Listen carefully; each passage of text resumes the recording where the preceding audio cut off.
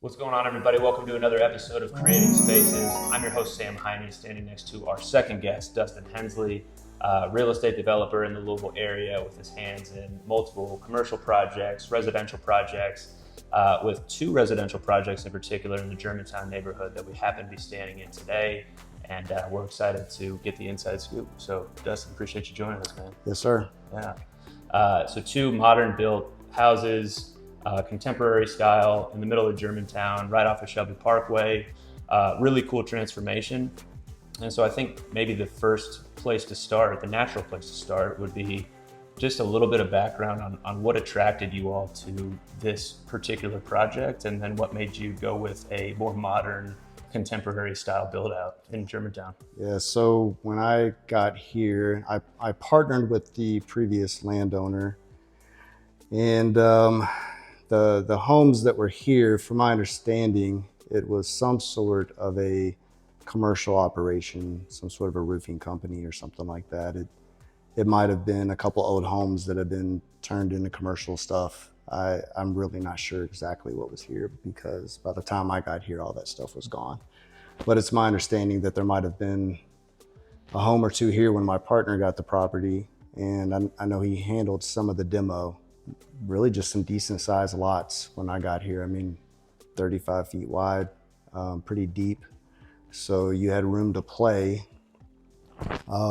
Usually when you're doing these infill lots like downtown and stuff, the lots are like 25 feet wide. So trying to meet your setbacks and stuff, and get windows on the side of the house and stuff like that, meet all your building codes, can be kind of difficult. But these wider lots were fun to play with.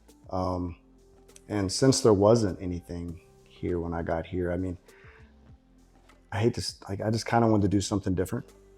My background is historic preservation, but when you're building new, you don't try to make it look old. Mm-hmm. So it just was kind of like a fresh start. So you kind of start with the floor plan and then develop the outside of the home. And this is just kind of where I landed. Probably went over the top a little bit, but yeah, it's fun. It works. Yeah, it's a really cool layout. And I was mentioning to you before we started that I came out and took a look at the lots before you all actually started building out. And there is huge space. And it looked like they were operating some sort of a roofing business or some sort of I couldn't exactly, construction type of setup and whatever the structures were that were here before. So a lot of good room. And what I think is interesting in Germantown and in Phoenix Hill, you had a few modern houses that you built out over there a couple of years ago. There seems to be this modern home trend popping up to kind of contrast and complement some of the more traditional shotgun style, bungalow style houses that, built in the early to mid 1900s over here. And so I think that's kind of an interesting dynamic. I think so. I think you can take, old and mix it with the new. Like if you're renovating a home, I think, and you do an addition, like sure, go really contemporary on the addition, but preserve the old, as long as it's in good shape. If you don't have anything there, then yeah, you're going to do all new. You're going to do all new contemporary. I mean, it's kind of a historic preservation guideline, is to not rebuild something and to try to make it look old.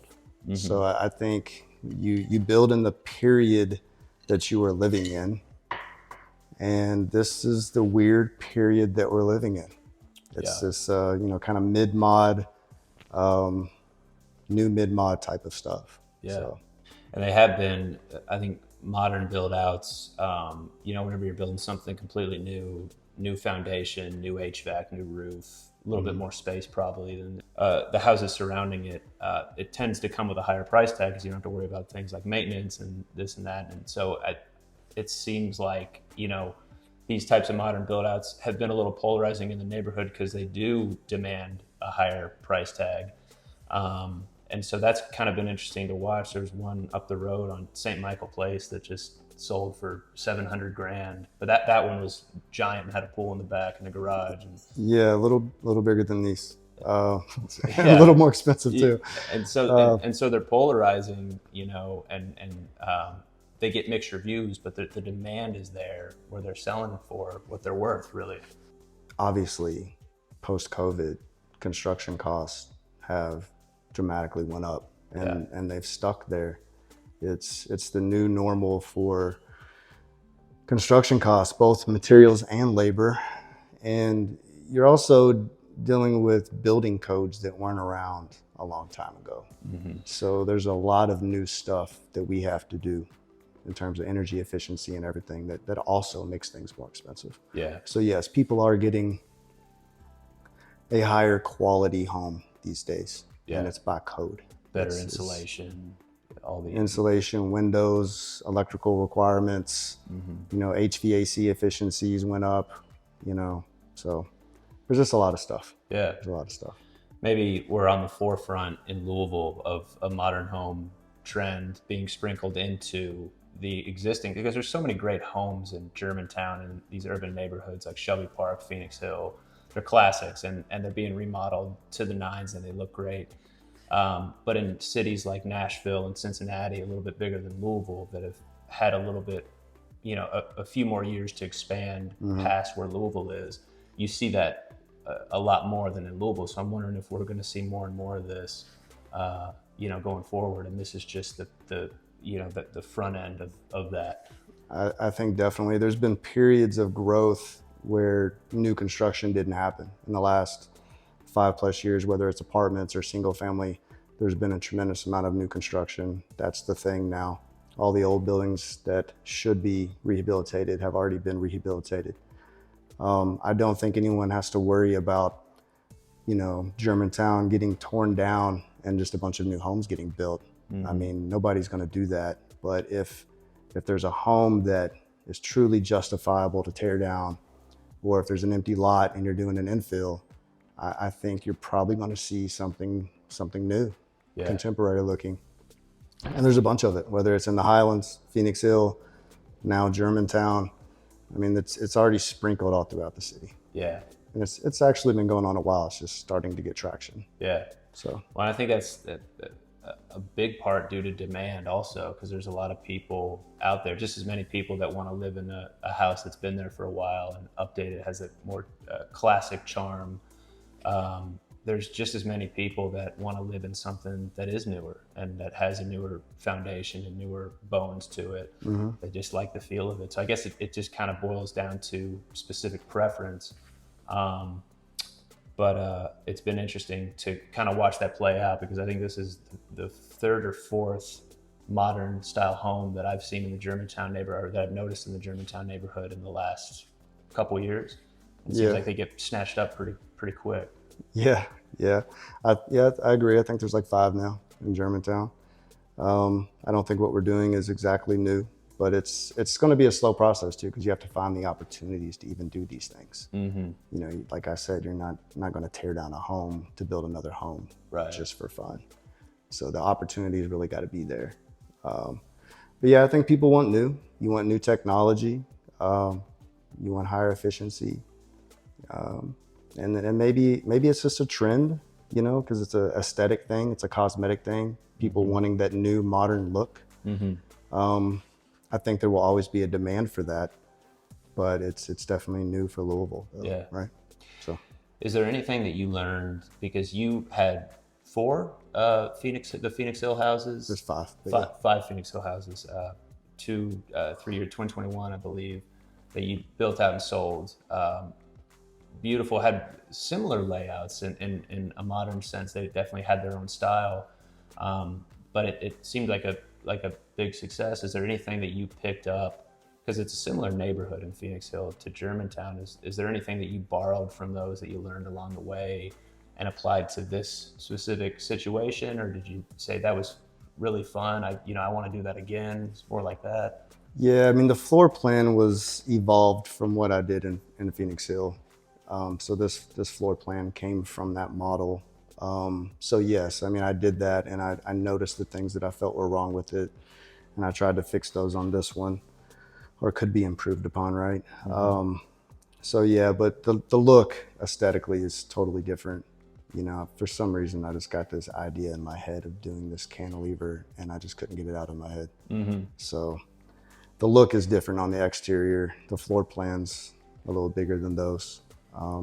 and the materials used on the outside of the home they're different as well, in a way. Yeah. I mean, it's still fiber cement siding and brick and stuff like that, but Right. different style. Yeah, it seems like those got snatched up pretty quick over there. Like Yeah, well, real quick. funny, those were all zoned OR. Oh, So like every one of them sold to people doing short term. that'll do it. Yeah. Which, with it being a block away from Market Street, though, I mean, it seemed appropriate though too. You were right there with the Nulu mix. Like, That was kind of an accident. I thought they were going to sell single family. I mean, that was kind of my intention. Yeah. But yeah, those were under contract like way early in the process too. So, Yeah. I mean, that's when everybody was like buying up, left and right. I mean, Rates were 3%. Yeah, the market was roaring. Oh Yeah. my God. Yeah. Different kind of time. It's changed a little bit since then. So quick. It Yeah. happened so quick. Yeah. So you've had projects, Phoenix Hill, Germantown, the Highland. I mean, all over town. You've kind of had your hands in different projects. I'm just curious. I like to ask this at the end of these. What neighborhoods are you excited about in the Louisville area that you see a lot of potential growth and development over the next 5 to 10 years, from your own personal experience or just from things you've seen? Maybe Sobro. Yeah. Sobro hasn't been touched. South of Broadway. South of Broadway. Up Okay. until Louisville. Okay. Yeah. I mean, you've got Simmons College, Spalding University. You've got a lot of institutional stuff like that. But you got single family homes, and it's around the Limerick neighborhood line. So you're butting up against, you're right in between downtown. So you're, mid high rises, and then you're in between old Louisville, which is, the largest collection of Victorian architecture in the country. So there's a lot of opportunity there. I actually agree with you on that. It's such a cool feel of a neighborhood too. Like just walking down any old Louisville street, it's just mature tree line. Yeah. The architecture's beautiful. I go for walks with the kids all the time, and you're constantly seeing something new you've never seen before. Yeah. There's so much detail. It's just, you can't take it all in at once. Yeah. I've thought that for a couple of years, so I'm glad to hear that was the answer that you had for that question. I mean, every other place has been blowing up for a while now. I mean, it's like, where does everybody go next? Right. Well, yeah, with the low interest rates, it seems like everybody sort of had a little sense of a little bit of a pop in every neighborhood over the last few years. Oh yeah. Yeah. Well, man, this has been interesting, and I appreciate you coming on. I just think these are really cool projects. Any kind of transformation like this, I think it is really interesting, and I think it improves the neighborhood because, there was one of the lots it was just vacant, and then there was sort of a halfway commercial setup on the other one, and I think there's a housing shortage, and this kind of complements that nicely. So it's nice hearing a little bit of background on it. Yeah, I think it will grow into the neighborhood. Yeah. It's like a plant. It will just grow and eventually take hold. Absolutely. And they're for sale now, folks. So we'll put the information down in a link. And so if you want to check them out, definitely go check those out and get yourself a private tour. So Dustin, appreciate it, man. Yes, sir. Yeah. Appreciate you. Yeah. Talk to y'all later.